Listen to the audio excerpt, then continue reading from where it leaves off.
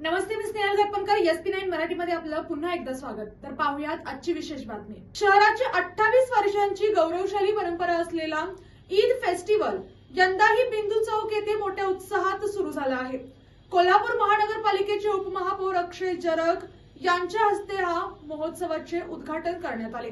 तर पाहूयात आजची सविस्तर बातमी. या सोहळ्याचे अध्यक्षस्थान शिवसेना गटनेते शारंगधर वसंतराव देशमुख यांनी भूषवले. तसेच परिवहन सभापती सत्यजित जाधव, महिला व बालकल्याण सभापती सौ कौसर बागवान आणि ऋतुराज क्षीरसागर हे प्रमुख पाहुणे म्हणून उपस्थित होते.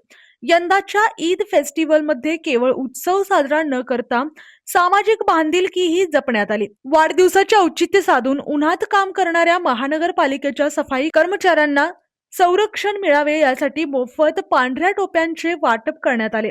या उपक्रमाचे सर्वत्र कौतुक आहे. यावेळी अशफाक आजरेकर, नगरसेवक अजय इंगवले, अर्जुन माने, उद्योजक संजय कदम, नगरसेविका स्वालिया बागवान, अनुराधा मुळीक, दिलशाद मुल्ला, निलोफर आजरेकर तसेच रफिक शेख, हाजी जहांगीर अत्तार, हाजी लियाकत मुजावर, विश्वविक्रम कांबळे, शौकत बागवान, जावेद शेख, सोनल घाटणे आणि इतर मान्यवर उपस्थित होते. संस्थापक गणी आजरेकर यांच्या मार्गदर्शनाखाली आयोजित या महोत्सवाला नागरिकांनी मोठ्या संख्येने भेट देण्याचे आवाहन करण्यात आले. आणि अशाच बातम्यांसाठी पाहत रहा SP9 Marathi. Your time your news. धन्यवाद.